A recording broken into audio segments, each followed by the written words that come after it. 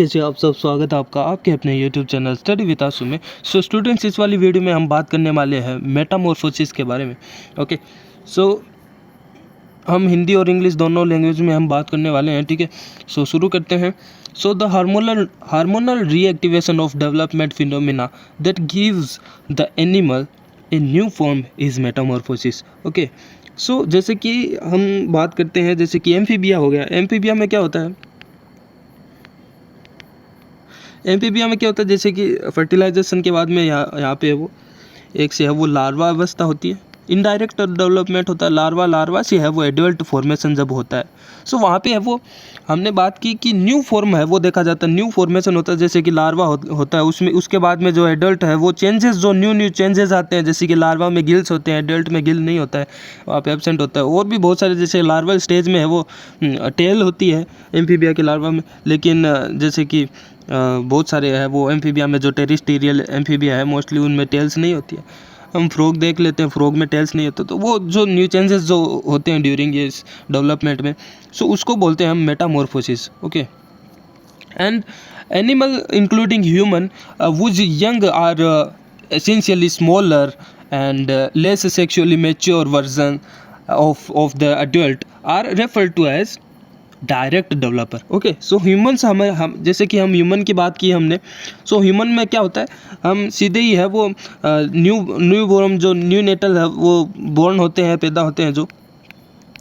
सो वो है वो एडल्ट के जैसे ही सिमिलरिटी देखते हैं, जो लार्वा वगैरह की स्टेज नहीं आती है, उसको हम बोलते हैं डायरेक्ट डेवलपमेंट। ओके, सो उसमें लार्वा वगैरह की व्यवस्था नहीं होती है, लार्वा एडल्ट नहीं होता, सीधा एडल्ट जैसे ही है वो न्यू नेटल है वो फॉर्मेशन होता है, तो उसको हम डायरेक्ट डेवलपमेंट बोलते हैं। ठीक है, इस वाले केस में इनडायरेक्ट डेवलपमेंट हुआ था एम्फीबिया में।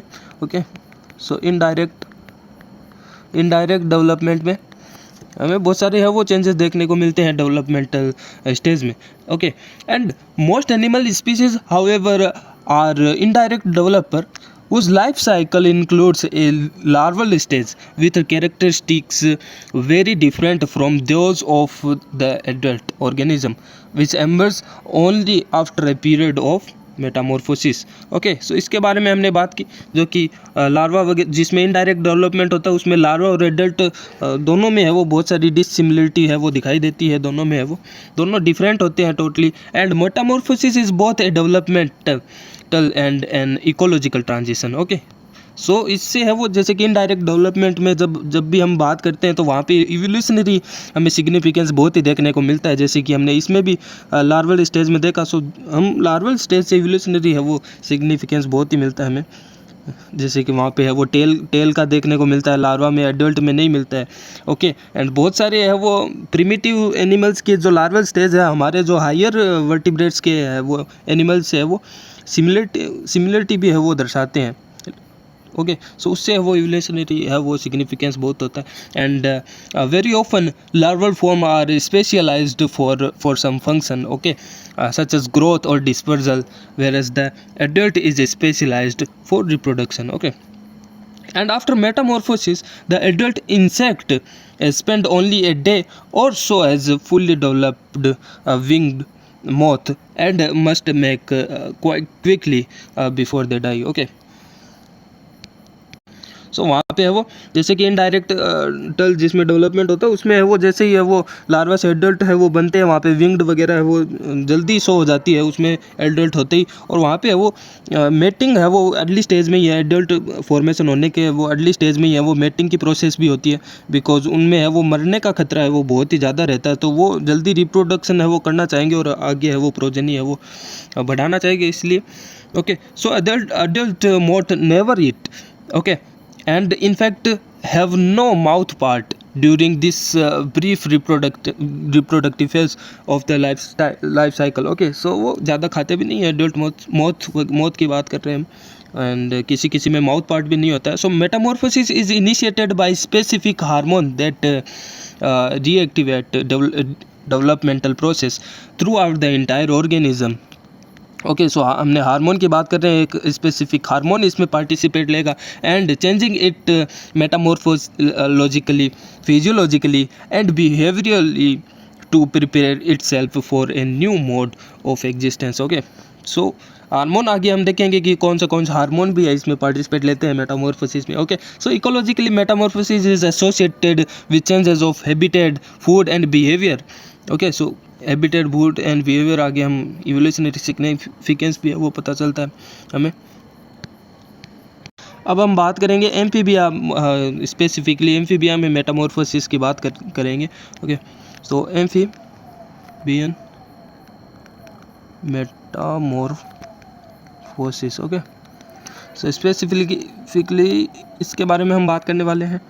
Okay, so amphibian metamorphosis is associated with metamorphical change that prepare an aquatic organism for a primarily terrestrial existence. Okay, so इसमें है वो जब एडल्ट है वो फॉर्मेशन होता है तो हम देखते भी है, जैसे कि फ्रॉग हो गया, हम फ्रॉग की बात करें एम्फीबिया में आता है, सो उनका जो एग है वो एक्सटर्नल फर्टिलाइजेशन होता है, वाटर का सोर्स उसे चाहिए होता है, लेकिन वो लार्वल वगैरह स्टेज है वो वाटर में ही रहती है, लेकिन जो एडल्ट स्टेज जब आती है आफ्टर मेटामॉर्फोसिस कंप्लीट होने के बाद में, सो वो एडल्ट है वो टेरेस्ट्रियल यानी जो लैंड पर है वो अडेप्ट होने के लिए वो सर्वाइव कर सकता है लैंड पर, वो मेटामॉर्फोसिस से ही है वो होता है, क्या क्या चेंजेस आते हैं उसमें उस डेवलपमेंट के पीरियड में। Okay, and like in urodeles like salamander जैसे जिसमें टेल्स वगैरह होती है, and this changes include the resorption of the tail fin and the destruction of the external gills. Okay, and the change in skin structure in neuron, frog and toads, the changes are more dramatic with almost every organ subject to modification. Okay, so इसमें हम क्या बात कर रहे हैं, जैसे कि है वो बहुत सारे चेंजेस होते हैं, जैसे कि गिल्स है वो भी डिसअपेयर होता है और लंग्स है वो वहाँ पे वेल डेवलप्ड देखने को मिलता है आफ्टर मेटामॉर्फोसिस। जो टेरेस्ट्रियल जो होते हैं मोस्टली उनमें है वो गिल्स नहीं दिखाई देता है, लंग्स दिखाई देता है इंस्टेंट ऑफ, एंड स्किन भी इस प्रकार से डेवलप होती है, उससे भी थोड़ा रेस्पायरेशन है वो देखने को मिलता है। ओके, एंड बहुत सारे ड्रामेस्टिक चेंज है वो देखने को मिलते हैं हमें। And the change in amphibian metamorphosis are initiated by thyroid hormone. Okay, so यहाँ पे थायराइड हार्मोन आ गया है, ठीक है। सो ये है वो मोस्ट इम्पोर्टेंट रोल है वो प्ले करता है यहाँ पे thyroid hormone such as thyroxine हम T4 लिखते हैं इसको, T4 hormone, and triiodothyronine T3 भी यहाँ पे रोल करता है यहाँ पे मेटामॉर्फोसिस में। Okay, so T4 and T3 that travel through the blood to reach all the organ of the larva. Okay, so ये हार्मोन है थायराइड हार्मोन, ये ब्लड के थ्रू है वो पूरी बॉडी में आ जाएगा एंड वो सारे जो भी फंक्शन है उनको है वो स्टिमुलेट है वो कराता है, ठीक है। And when the larva organs encounter this thyroid hormone they can respond in any of 4 way. Okay, so हम 4 वेज देखते हैं कि लार्वा में है वो किस प्रकार से ये थायराइड हार्मोन है वो असर करता है ऑर्गन्स में, लार्वा में। तो फर्स्ट हम बात करें सो ग्रोथ के ऊपर है वो थायराइड है वो ग्रोथ के ऊपर है वो कर सकता है effect. Okay, as in the hind limb of the frog. Okay, so hind limb of frog, ठीक है, वहाँ पे है वो ग्रोथ है वो देखने को मिलती है। एंड डेथ भी कराएगा किसी ऑर्गन की, जैसे कि हमने गिल्स देखा था वो टेरेस्ट्रियल ऑर्गन में गिल्स नहीं होगा, एंड जैसे कि वो टेल भी नहीं होगा, जैसे फ्रॉग वगैरह होते हैं मेंढक वगैरह उसमें है वो टेल नहीं होता। So as in the tail of the frog. Okay, तो फ्रॉग में टेल नहीं देखने को मिलती है लार्वा के बाद में, लार्वा में तो टेल होती है, लेकिन जो एडल्ट उसमें मेटामॉर्फोसिस के बाद में जो टेल का डिसअपियरेंस होता है वो डेथ, उन सेल्स का उन ऑर्गन को डेथ कराने का यही थायराइड हार्मोन है वो स्टिमुलेशन है वो करता है। एंड तीसरा काम क्या करा सकता है, remodelling. Okay, remodelling as in the frog's intestine. Okay, intestine में रीमॉडलिंग है वो करा के जो नई स्ट्रक्चर है वो किस प्रकार से वो बनाता है। ओके, एंड लिख भी देते हैं हम as in intestine. Okay, and the next function क्या कर सकता है, and respecification as in the liver enzyme of the frog. Okay, so now अब हम ग्रोथ की अगर बात करें, सो ग्रोथ में क्या होता है, the hormone triiodothyronine induce certain adult specific organ to form, okay, and the जो एडल्ट स्पेसिफिक ऑर्गन है उनको है वो स्टिमुलेट कराता है, ठीक है, ये thyroid hormone specifically T3 hormone, okay. So the limb of the adult frog emerge from specific site on the metamorphosing tadpole, okay, and similarly in the eyelid and the nictitating membrane, the so called third eyelid in frog both emerge, okay। सो जैसे कि निक्टिलेटिंग membrane क्या होती है, जैसे कि हमारी ये जो आइज़ होती है इसमें जो यहाँ पे है वो जो मेम्ब्रेन्स टाइप में जो यहाँ पे दिखाई देती है वो थोड़ा हमारे अंदर तो रूडिमेंट्री ऑर्गन है ये, लेकिन वहाँ पे जो ये अपने अंदर जो ये मेम्ब्रेन दिखती है वो इस प्रकार की है, वो निक्टिलेटिंग मेम्ब्रेन होती है, एंड जो आईलिड होती है वो दोनों है वो इमर्ज होती है।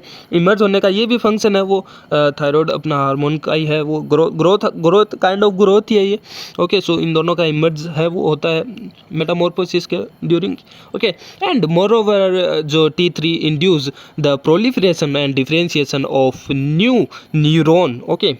so न्यूरॉन का भी है वो प्रोलिफरेशन है वो यहाँ पे है वो होता है इसी से, and to serve this organ, and as the limb grow out from the body axis and new neuron proliferate and differentiated in the spinal cord, these neurons send axon to the newly formed limb musculature, okay. So जैसे कि जो भी है इस प्रकार से जो larva है मान लो, सो जहाँ पे है वो यहाँ पे लिम्ब का भी है वो धीरे धीरे फॉर्मेशन है वो, जैसे लिम्ब बड बनेगा धीरे धीरे, ठीक है। लिम्ब बड के बाद में कैसे लिम्ब जनरेशन का डेवलपमेंट का अलग से वीडियो है वो पीछे आप डिटेल में देख सकते हो, एंड धीरे धीरे वो यहाँ पे स्पाइनल कॉर्ड में यहाँ पे है वो नर्व का डिफ्रेंशिएशन देखने को मिलेगा, और यहाँ से वो नर्व है वो इसको सप्लाई है वो सप्लाई भी होगी अलग अलग, ठीक है, जैसे लिम्ब को सप्लाई करने जाएगी, ठीक है। सो अलग अलग ऑर्गन को है वो सप्लाई भी होगी इसी दौरान, यही हार्मोन है वो स्टिमुलेट करता है अपना T3 hormone, okay. And blocking T3 activity prevent these neuron forming and cause paralyzing of the limb, okay। सो अगर हम डेवलपमेंट के ड्यूरिंग ही मेटामॉर्फोसिस के ड्यूरिंग अगर हम T3 हार्मोन को अगर हम ब्लॉक कर देंगे, सो ब्लॉक करने से क्या होगा, यहाँ पे है वो न्यूरॉन्स है वो सप्लाई वगैरह नहीं होगी, तो वहाँ पे जो लिम्ब है पैरालाइसिस है वो लिम्ब पैरालाइसिस देखने को मिलेगा, ओके। यहाँ पे ये सब है वो देखने को मिलेगा, ऑब्वियस सी बात है, यहाँ पे न्यूरॉन्स नहीं होगा तो यही होगा। एंड नेक्स्ट अगर हम बात करें डेथ की, सो डेथ हमने देखा था, डेथ बहुत सारे ऑर्गन जो कि एडल्ट में काम में नहीं आते हैं उन सारे ऑर्गन का हमें है वो डेथ भी देखना पड़ता है, ओके। सो उसकी अगर हम बात करें,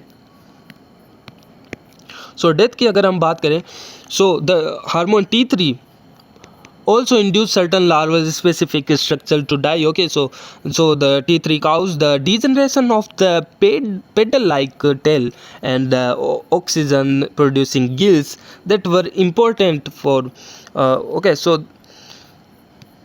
सो जो कि लार्वा के लिए जो इम्पोर्टेंट होते हैं गिल्स एंड टेल्स, तो उनका वो डिजनरेशन है वो होता है, क्योंकि ये एडल्ट में नहीं चाहिए होता है, बिकॉज ओके। सो फ्रॉग हम देखते हैं तो वो लंग्स एंड स्किन से रिस्पायरेशन है वो कर सकता है, सो उसमें गिल्स की कोई ज़रूरी नहीं है, तो उनका डिजनरेशन है वो देखने को मिलता है, ओके। सो गिल्स एंड जो टेल्स है वो उसका है वो डीजनरेशन देखने को मिलता है, okay. And when tadpole muscle cells were injected with dominant negative T3 receptor and therefore could not respond to T3, the muscle cells survived and indicate that T3 told them to killed themselves by apoptosis, okay।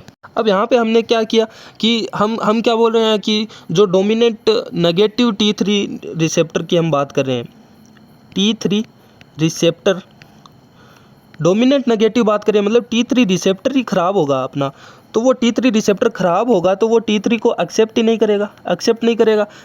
करेगा तो वहाँ पे ये T3 accept करके कर क्या रहा था, उनको डिजनरेट कर रहा था उनको। अब T3 एक्सेप्ट ही नहीं होगा, T3 का कोई रोल ही नहीं होगा, तो ये डिजनरेट भी नहीं होंगे, बिकॉज T3 डिजनरेट करवा रहे थे, यहाँ पे T3 एक्सेप्ट ही नहीं होगा बिकॉज T3 हार्मोनी है, सॉरी T3 रिसेप्टर ही अपना डोमिनेंट नेगेटिव है, तो यहाँ पे है वो डाई अपना जो नहीं होगा, टेल वगैरह है।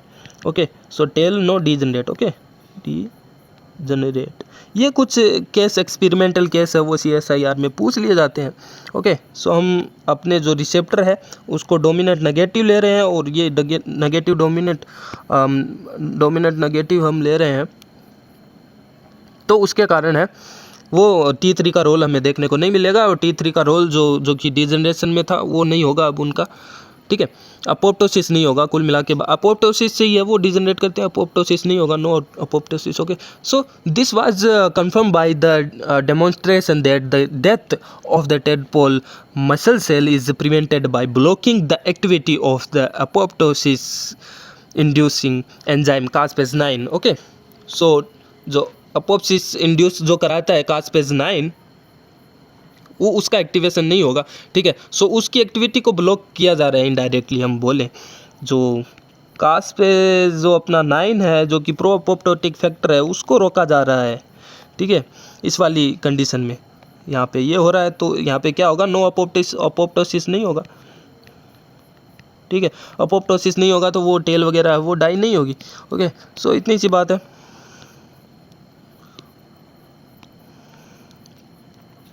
एंड नेक्स्ट अगर हम बात करें, so however later in metamorphosis the tail muscles are eaten by macrophages, sorry. Okay, so perhaps because the extracellular matrix that support the muscle cell has been digested by protease. Okay, so हम बात करें कि letter बाद में जो late Metamorphosis होती है वहाँ पे है वो मैक्रोफेजेस भी वहाँ पे बिकॉज होते हैं, तो उनसे भी है वो इटन कर लिया जाता है ये सब।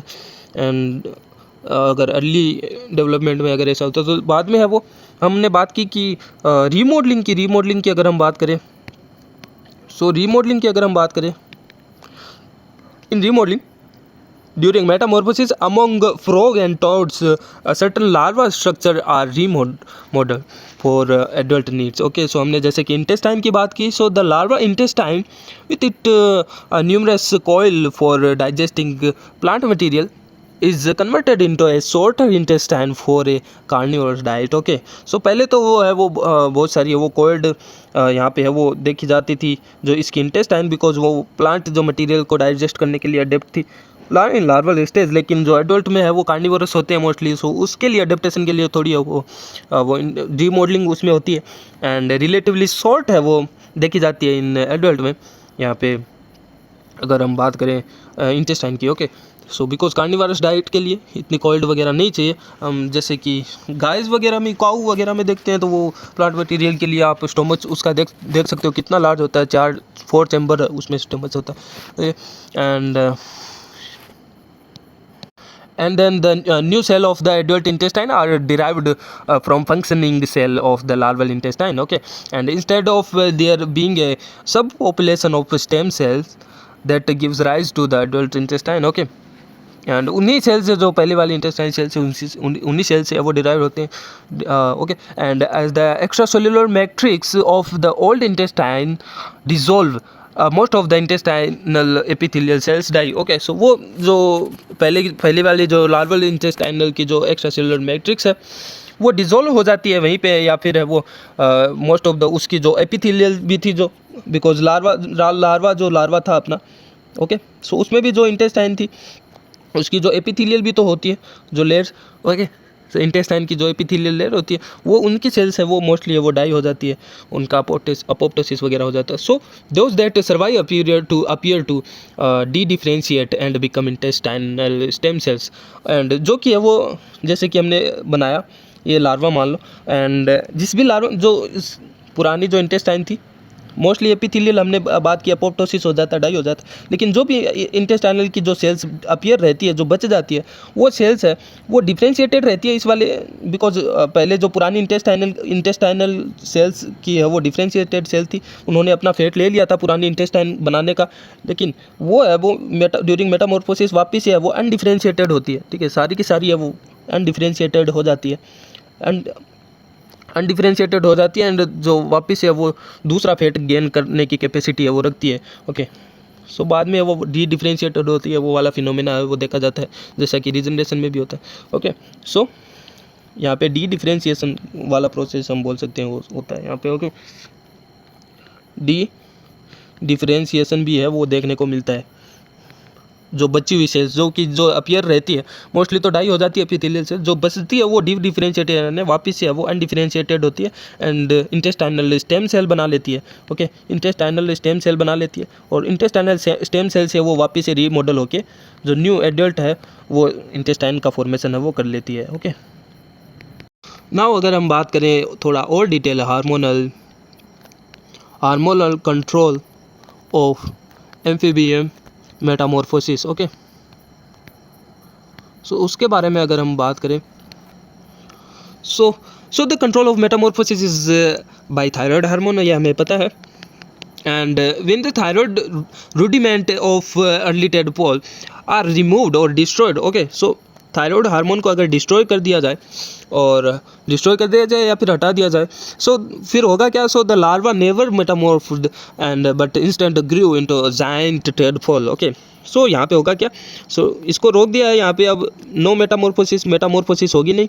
ओके, सो मेटामॉर्फोसिस होगी नहीं तो क्या होगा, जो टेडपोल जो लार्वा था वो जायंट यानी बहुत ही बड़ा हो जाएगा। So okay, so big tadpole larva. Okay, so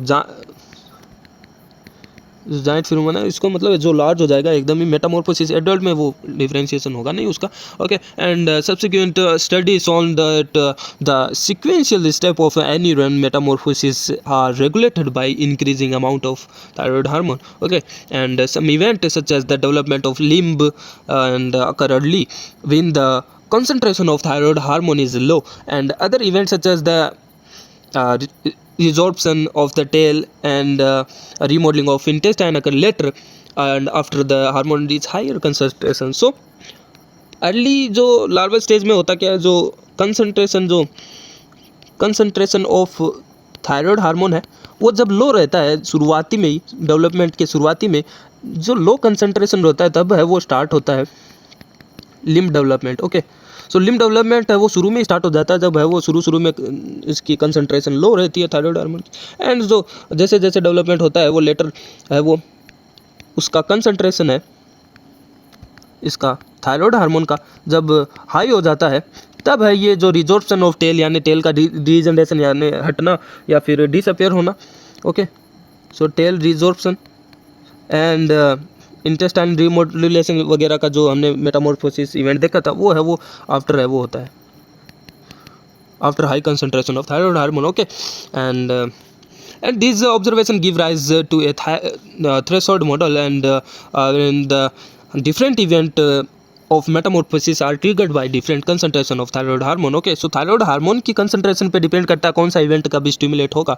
Okay, and although the threshold model remain useful, molecular study have shown that the timing of the event of amphibian metamorphosis is more complex than just increasing hormonal concentration. उससे भी है वो more complex है ये stage, हम जितना सोचते हैं उतना easy नहीं है ये। ओके, एंड ये जो कंसंट्रेशन की हमने बात की ये हमने है वो मॉडल थ्रेशोल्ड मॉडल की बात कर रहे हैं। थ्रेशोल्ड मॉडल है वो ये हमें बताता है। एंड उसके बाद में हम बात करेंगे the metamorphosis changes of frog development are both about by किससे द्वारा है वो होता है मेटामॉर्फोसिस चेंजेस। हमने बात की थायराइड हार्मोन की। So the secretion of hormone thyroxine T4 into the blood by the thyroid hormone. Okay, so blood में सिक्रेशन होगा थायराइड हार्मोन का and the conversion of T4 into the more active hormone and जैसे कि triiodothyronine T3 and by the target tissue and the degradation of T3 in the target tissue.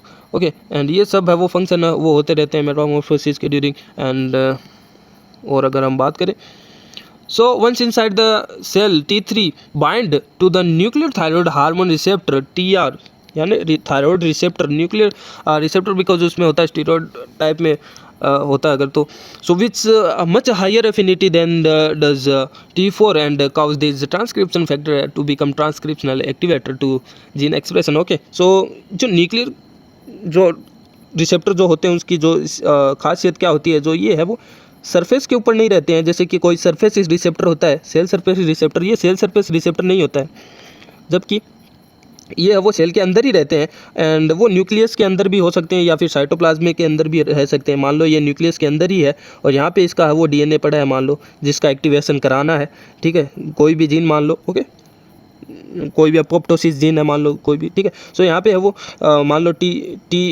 T4 से T3 hormone है convert होके, सो वो सीधा ही वो अंदर आ सकता है। यहाँ पे कोई सेल सरफेस रिसेप्टर की आवश्यकता नहीं होगी, वो अंदर आ गया मान लो ये T3 हार्मोन, और ये न्यूक्लियर मेम्ब्रेन से भी अंदर आ सकता है बिकॉज यहाँ तक आया तो, एंड वो अंदर आके इसके रिसेप्टर के साथ अटैच होके ये है वो ट्रांसक्रिप्शनल एक्टिवेटर बन जाएगा, ट्रांसक्रिप्शन फैक्टर बन जाएगा। और ये इसके ये जो रिसेप्टर होता है इसके पास है वो डीएनए बाइंडिंग डोमेन भी होता है, डीएनए बाइंडिंग डोमेन भी होता है, एंड वो है वो डीएनए के साथ अटैच होकर उसको एक्टिवेट करा सकता है, okay. And thus the level of both T3 and T3 hormone receptor in the target tissue are essential for producing the metamorphic response in each tissue, okay. So उसकी दोनों की कंसंट्रेशन रिसेप्टर और hormone की आवश्यक है, and the concentration of T3 is in each tissue is regulated by the concentration of T4 in the blood and by two critical intracellular enzyme that remove iodine atom from T4। So T4 से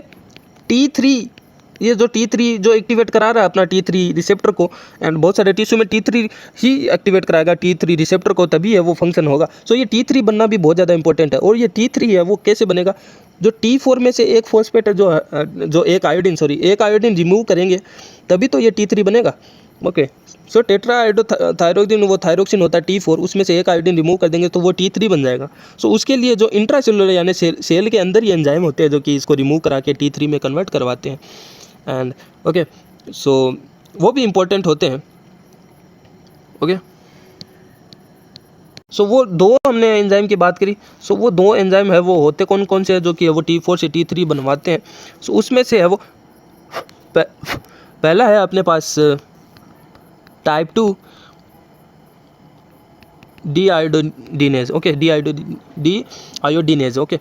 डीआयोडीनेज नाम से ही पता चलता है, D यानी आयोडीनेज यानी iodine को है वो हटाने वाला है वो एंजाइम है, वो रिमूव करता है आयोडीन एटम को from the outer ring of the precursor hormone T4 to convert it into the more activate T3, okay. So ये है वो T4 से है वो T3 बनाने में हेल्पफुल होता है। एंड जो दूसरा जो हार्मोन है वो है टाइप 3 डीआयोडीनेज, और तो जो दूसरा जो एंजाइम देखा था हमने आयोडीन रिमूव करने का, वो जो टाइप 3 डीआयोडीनेज था, वो रिमूव तो करता है आयोडीन का फ्रॉम इनर रिंग, लेकिन inner ring of T3 hormone का, ठीक है, T3 हार्मोन से है वो आयोडीन रिमूव करता है। T3 हार्मोन से आयोडीन रिमूव एक और कर दिया तो वो T3 से T2 में कन्वर्ट हो जाएगा, जो कि इनएक्टिवेट होता है, ओके। सो ये जो बहुत ही ख़राब एंजाइम है टाइप 3 डी, अच्छा ख़राब भी क्यों है, लेकिन देखो जब T3 की आवश्यकता होती है, इंपॉर्टेंस होती है, जब T3 का जो फंक्शन हो जाता है कंप्लीट, तब उसको भी इनएक्टिवेट कराने के लिए वो इस एंजाइम की है वो आवश्यकता होती है टाइप 3 डीआयोडीनेज की। लेकिन अगर हम ड्यूरिंग डेवलपमेंटल स्टेज में अगर इसकी है वो ओवर एक्सप्रेस हम करा दें, इसको है वो बहुत ही ज़्यादा सारे टिश्यू में ओवर एक्सप्रेस अगर हम करा देंगे तो क्या होगा, जो T3 है वो बनेगा ही नहीं, T3 से T3 बनते ही T2 बन जाएगा और इनएक्टिवेट रहेगा, कोई भी टिश्यू में मेटामॉर्फोसिस है वो नहीं होगी। सो पूरा जो एम्ब्रियो है उसमें मेटामॉर्फोसिस ही नहीं होगा। सो ये हमने वो कौन सा दूसरा तीसरा केस देख रहे हैं एक्सपेरिमेंटल बेस, तो ये भी है वो CSI या नेट में पूछ सकते हैं कि टाइप 3 डीआयोडीनेज को है वो और एक्सप्रेसर कराने से क्या होगा। सो मेटामॉर्फोसिस है वो नहीं देखने को मिलेगा, ठीक है। And tadpole that are genetically modified to, ये हमने बात कर ली इस एक्सपेरिमेंट के बारे में। एंड T4 की अगर हम स्ट्रक्चर की अगर हम बात करें, सो यहाँ पे जैसे कि ये बेंजीन रिंग के ऊपर है वो फिनोल स्ट्रक्चर है, यहाँ पे OH होता है यहाँ पे, एंड यहाँ पे एक आयोडीन ये रहा मान लो, ओके। एंड ये है वो ऑक्सीजन के थ्रू दूसरी बेंजीन रिंग से है वो जुड़ा रहता है। बहुत ही सिंपल स्ट्रक्चर है, इसमें है वो ज़्यादा हेडेक नहीं लेना है अपने। एक आयोडीन ये रहा, एक आयोडीन ये रहा, ये T4 की स्ट्रक्चर आगे है वो, ये एक उसमें साइड चेन जुड़ी रहती है, ओके। सो ये T4 की स्ट्रक्चर है, उसकी आउटर रिंग से है वो आयोडीन है वो हटता है तो ये T4 है, उसके आउटर रिंग से है वो T4 हटता है, यानी आउटर रिंग ये है, ये वाली है, उससे मान लो ये आयोडीन है वो हट जाए, ये आयोडीन हटने के बाद में जो स्ट्रक्चर है वो बचती है वो होती है अपनी, जैसे कि हम यहाँ से आयोडीन हटा दें सो वो हमारे पास है जो बचती है स्ट्रक्चर वो T3 बन जाती है। ओके, सो ये अब T3 बन गई, यही आपको याद रखना। एंड अब इसी T3 के ऊपर हम एंजाइम अगर हम दे दें कि कौन सा टाइप 3 वाला, टाइप 3 आयोडीनेज हम एंजाइम दे दें, डी आयोडीनेज। ओके, सो अब वो T3 से है, वो T2 में है, वो कन्वर्जन है वो करा देगा। और वो भी जो आयोडीन है वो रिमूव इंटरनल रिंग से कराता है, हमने देखा इनर रिंग जो ये वाली है उससे वो ये वाला आयोडीन है वो रिमूव कर देगा, ये वाला रिमूव। अब बच गए 2 आयोडीन, सो ये है वो T2 में कन्वर्जन हो जाएगा by type 3 enzyme. Okay, so ये वाली जो आपको है वो कंसेप्ट है वो याद रखने हैं। एंड जो thyroid hormone receptor are nuclear protein and there are 2 major type. हमने बात की कि न्यूक्लियर प्रोटीन होते हैं, टारगेट प्रोटीन होते हैं। And in Xenopus thyroid hormone receptor is widely distribute and throughout all tissue and is present even before the organism has a thyroid gland. Okay, and yet in an example of a positive feedback loop or the gene encoding thyroid hormone receptor beta, TR beta, thyroid hormone receptor beta is itself directly activated by thyroid receptor beta bound to thyroid hormone. Okay, so ये activate होता है। And thyroid receptor beta level are very low before the advent of metamorphosis. As the level of thyroid hormone increase during metamorphosis, so do intracellular level of TR beta. Okay, so in summary अगर हम total अगर हम बात करें तो हमने क्या main topic के बारे में बात किया। सो इनिशियली जब मेटामॉर्फोसिस शुरुआत नहीं होती है उससे पहले का जो स्टेज होता है वो प्री मेटामॉर्फोसिस जो स्टेज होता है, उसमें क्या होता है वहाँ पे T3 हार्मोन होता नहीं है, बिकॉज मेटामॉर्फोसिस से पहले वो थायराइड हार्मोन का वो लेवल वो एकदम कम रहता है, T3 हार्मोन नहीं होता। T3 हार्मोन जब नहीं होता है तब उसका जो थायराइड हार्मोन का रिसेप्टर TR यानी थायराइड हार्मोन का जो रिसेप्टर TR अल्फा रिसेप्टर है वो होता है, वो क्रोमेटिन के साथ बाइंड रहता है। क्रोमेटिन के साथ बाइंड रहने का मतलब क्या होता है, वो ट्रांसक्रिप्शनली रिप्रेसर का काम करता है। ठीक है, एक तो है वो T3 के साथ बाइंड रहता है तब वो ट्रांसक्रिप्शनली एक्टिवेटर का काम करता है, उसका जीन है वो एक्सप्रेशन कराता है। लेकिन जो प्री मेटामॉर्फोसिस में है वो क्रोमेटिन के साथ बाइंड रह के वो ट्रांसक्रिप्शनली रिप्रेसिंग का काम करेगा, उस जीन को एक्सप्रेस नहीं कराने देगा। और ये इनडायरेक्टली काम क्या कराएगा, जो न्यूक्लियोसोम है वो स्टेबलाइज कराएगा, उन जीन को एक्सप्रेशन नहीं कराने देगा न्यूक्लियोसोम को स्टेबलाइज करा के।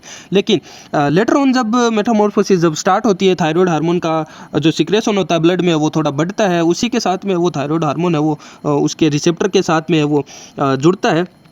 जुड़ने के बाद में क्या होता है, जो ये रिप्रेसर है वो अब है वो एक्टिवेटर का काम करने लगता है, जो ट्रांसक्रिप्शनली एक्टिवेट हो जाता है। ट्रांसक्रिप्शनली एक्टिवेट होकर वो कुछ इस प्रकार के जीन को है वो एक्सप्रेस कराता है जो कि मेटामॉर्फोसिस में इन्वॉल्व होते हैं।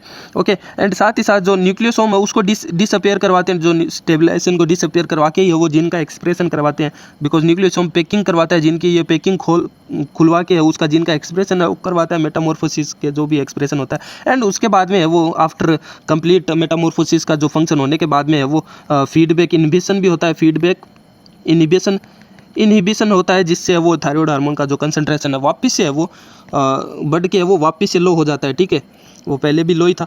एंड कुछ इस प्रकार से वो चलता है डेवलपमेंट, हमने वो टोटली हम बात कर ली हमने। एंड कुछ भी जो चेंजेस होते हैं मेटामॉर्फोसिस के ड्यूरिंग, वो सारे चेंजेस जो वो रीजनली स्पेसिफिक होते हैं।